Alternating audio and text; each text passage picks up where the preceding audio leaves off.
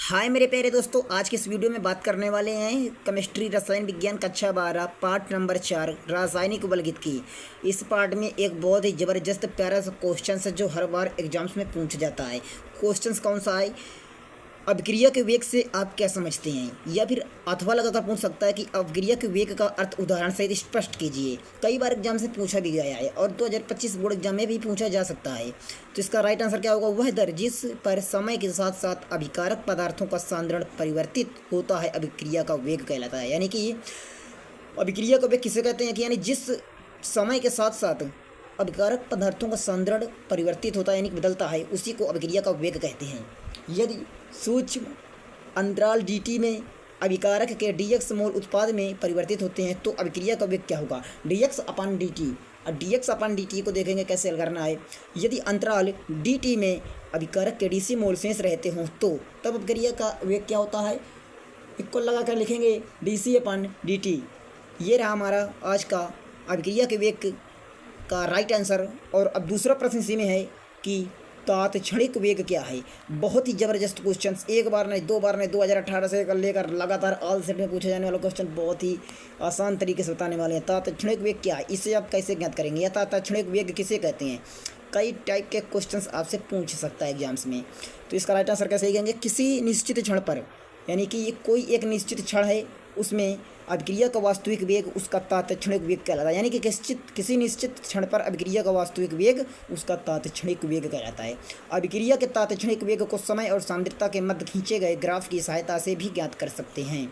यानी कि इस तात्क्षणिक वेग को किस टाइप से ज्ञात करेंगे? समय और सांद्रता के मध्य खींचे गए ग्राफ की सहायता से इसे ज्ञात कर सकते हैं। समय व सांद्रता के बीच खींचे गए ग्राफ में किसी विशिष्ट समय और विशिष्ट सांद्रता के संगत बिंदु पर खींची गई स्पर्श रेखा का ढाल यानी स्लोप अभिक्रिया का तात्क्षणिक वेग को प्रदर्शित करता है।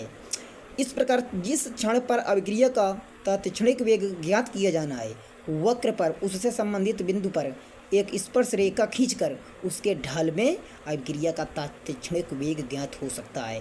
तो ये रहा हमारा आज का दूसरा प्रश्न, यानी तात्क्षणिक वेग क्या है। बहुत ही सरल आसान तरीके से मैंने बता दिया, शायद ही ऐसा किसी क्लास में आपको मिले। अगला नंबर क्वेश्चन है तीसरा नंबर, अभिक्रिया का वेग स्थिरांक क्या होता है। ये भी बहुत इंपॉर्टेंट क्वेश्चन है। इसको कैसे देखेंगे कि यदि किसी रासायनिक अभिक्रिया के किसी क्षण अभिकारक का आणविक सांद्रण C हो तो उस समय अभिक्रिया का वेग क्या होगा? dx अपान dt। सांद्रण C के समानुपाती होता है। यानी कि इसको हम कैसे कैलकुलेट करेंगे कि dx अपान dt और फिर एक चिन्ह बना हुआ है अल्फ़ा का, अल्फ़ा कैपिटल C। यह आप लिख सकते हैं सीधे सीधे शब्दों पर dx अपान dt इक्वल के C, जहाँ के एक स्थिरांक है जो आप देख सकते हैं जिसे वेग स्थिरांक कहते हैं। और जो C आप देख रहे हैं कैपिटल C, उसका मान 1 होता है। तब क्या होगा? dx अपान dt इक्वल के। अतः स्थिर ताप पर अभिकारक पदार्थों के इकाई सांद्रण पर होने वाले अभिक्रिया के वेग को वेग स्थिरांक कहते हैं। तो ये रहे हमारे ज़बरदस्त तीनों क्वेश्चंस जो मैंने बहुत ही आसान तरीके से बता दिया है। आप वीडियो को रोक कर आसानी से समझ सकते हैं। ऐसी वीडियो पाने के लिए हमारे YouTube channel Avdhesh branded classes को जल्दी से जाकर सब्सक्राइब करके बेल आइकन प्रेस करो, अपने दोस्तों के पास शेयर करो। फिर मिलेंगे एक और वीडियो में, तब तक के लिए goodbye. Thanks all of you, thanks watching for this video.